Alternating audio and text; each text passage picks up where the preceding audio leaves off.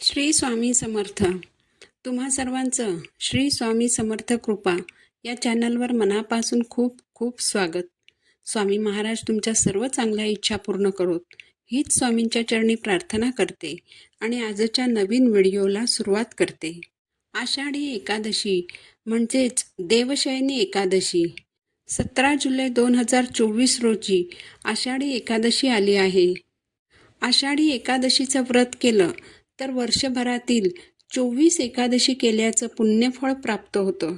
आषाढी एकादशीच्या दिवशी नेमकं काय करावं, पूजा कशी करावी, संकल्प करावा का, कोणते स्तोत्र मंत्र म्हणावेत, कोणते साधे सोपे नियम पाळावेत, ही सर्व माहिती आपण आजच्या व्हिडिओमध्ये जाणून घेणार आहोत. यासाठी तुम्ही व्हिडिओ शेवटपर्यंत पहा. चॅनलवर नवीन असाल तर चॅनलला सबस्क्राईब जरूर करा. अख्ख्या महाराष्ट्राचं आराध्य दैवत म्हणजे पांडुरंग. या पांडुरंगाची पूजा अर्चना भक्ती करण्याचा दिवस म्हणजे आषाढी एकादशी. या दिवसापासून चातुर्मासाला प्रारंभ होतो. आषाढी एकादशीच्या दिवशी उपवास करण्याला अतिशय महत्त्व आहे. ज्यांना उपवास करणं शक्य असेल त्यांनी या दिवशी उपवास जरूर करावा. लहान मुलं, गर्भवती स्त्रिया, आजारी व्यक्ती, वयस्कर व्यक्ती यांनी उपवास करू नये, कारण हा उपवास दुसऱ्या दिवशी सोडायचा असतो. या दिवशी तुम्ही फराळाचे पदार्थ खाऊ शकता, फलाहार घेऊ शकता, दूध चहा घेऊ शकता. या दिवशी सकाळीच आपल्याला भगवान विठ्ठलाची पूजा करायची आहे. पूजा कशी करावी? आषाढी एकादशीच्या दिवशी सकाळी लवकर उठावं, पाण्यात गंगाजल टाकून स्नान करावं, संपूर्ण घरामध्ये गोमूत्र शिंपडावं, दरवाजा बाहेर देखील गोमूत्र शिंपडावं. पाण्यात थोडंसं गोमूत्र टाकून त्या पाण्याने उंबरठा स्वच्छ करावा. उंबरठ्याला हळदीचं लेपन करावं. देवघर स्वच्छ करावं. एक चौरंग किंवा पाट घ्यावा. त्यावर लाल किंवा पिवळ्या रंगाचं स्वच्छ वस्त्र अंथरावं. प्रथम दिवा प्रज्वलित करावा. दिव्याची पूजा करून घ्यावी. यानंतर सर्वप्रथम गणपती पूजन करावं. गणपतीचा फोटो असेल तर स्वच्छ पुसून घ्यावा. मूर्ती असेल तर मूर्तीवर अभिषेक करावा. अभिषेक झाल्यानंतर चौरंगावर गणपती बाप्पांच्या मूर्तीची स्थापना करावी. गंध, लाल फूल, अक्षता अर्पण करून बाप्पांची पंचोपचारे पूजा करावी. यानंतर पूजेचा संकल्प करावा. उजव्या हातामध्ये 2 पळी पाणी घ्यावं. 1 फूल, हळद कुंकू, थोड्याशा अक्षता घ्याव्यात.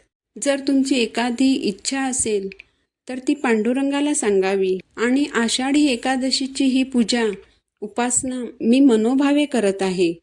माझी ही सेवा मान्य करून घ्यावी आणि माझ्याकडून ही सेवा निर्विघ्नपणे पार पाडून घ्यावी आणि माझी इच्छा पूर्ण करावी अशी विनंती पांडुरंगांना करावी आणि हातातील पाणी ताम्हणात सोडून द्यावं. देवघरामध्ये जर विठ्ठल रुक्मिणीचा फोटो अथवा मूर्ती असेल तर ती मूर्ती घ्यावी. मूर्तीवर पुरुष सूक्त म्हणत अभिषेक करावा. मूर्तीची चौरंगावर स्थापना करावी. गंध, फूल, अक्षता वाहून मूर्तीची पंचोपचारे पूजा करावी. देवघरामध्ये जर विठ्ठल रुक्मिणीची मूर्ती नसेल तर प्रत्येक देवघरात बाळकृष्णाची मूर्तीही असतेच. बाळकृष्णाच्या मूर्तीवर अभिषेक करावा. अभिषेक करताना पुरुष सूक्त म्हणावं. अभिषेक झाल्यानंतर बाळकृष्णाच्या मूर्तीची चौरंगावर स्थापना करावी. गंध, पिवळं फूल, अक्षता अर्पण करून बाळकृष्णाच्या मूर्तीची पंचोपचारे पूजा करावी. तुळशीपत्र मंजिरीसहित अर्पण करावं. पांडुरंगांना, बाळकृष्णांना फराळाचा नैवेद्य दाखवावा. फळांचा नैवेद्य दाखवावा. दूध साखरेचा, खडीसाखरेचा नैवेद्य दाखवावा. प्रत्येक नैवेद्यावर तुळशीपत्र अवश्य ठेवावं. यानंतर आरती करावी. गणपतीची आरती करावी, देवीची आरती करावी, विठ्ठलाची आरती करावी. हा संपूर्ण दिवस भगवान विष्णूंच्या आराधनेत, विठ्ठलाची भक्ती करण्यात घालवावा. जेवढी शक्य होईल तेवढी जास्तीत जास्त सेवा करावी. विष्णू सहस्रनामाचं पठण करावं.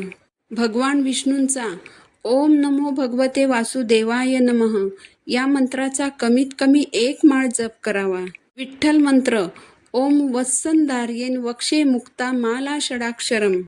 ओम वत्संधार्येन वक्षे मुक्ता माला षडाक्षरम या मंत्राचा 1 माळ जप अवश्य करावा. श्री स्वामी समर्थ या षडाक्षरी मंत्राचा जप करावा. व्यंकटेश स्तोत्राचं पठण करावं. श्रीमद भगवद्गीतेचं पठण करावं. आषाढी एकादशीच्या अगोदरचा दिवस दशमी, आषाढी एकादशीचा दिवस आणि आषाढी एकादशी नंतरचा दुसरा दिवस द्वादशी या तीनही दिवशी या मंत्रांचा शक्य झाल्यास जप करावा. या 3 दिवसांमध्ये मांसाहार करू नये. या 3ही दिवशी पांडुरंगांना, बाळकृष्णाला, भगवान विष्णूंना तुळशीपत्र अवश्य अर्पण करावीत. भगवान विष्णू आणि पांडुरंगाच्या कृपेने तुमच्या सर्व इच्छा मनोकामना पूर्ण होतील. श्री स्वामी समर्थ.